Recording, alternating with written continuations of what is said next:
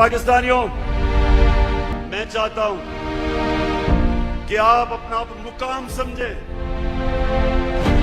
कुरान में अल्लाह कहता है कि मैंने इंसान को अशरफुल मखलूकात बनाया, सबसे अजीम मखलूक।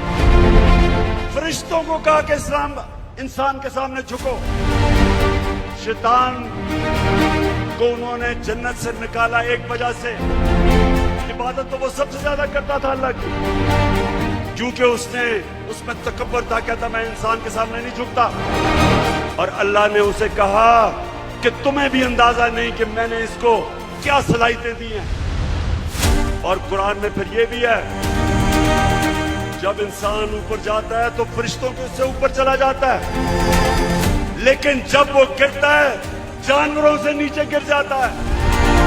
हमारे ऊपर है, हम ऊपर जाना चाहते हैं या जमीन पे रेंगना चाहते हैं। पाकिस्तानियों, आप एक दफा फैसला कर लें। जब आप फैसला करेंगे कि हम किसी सूरत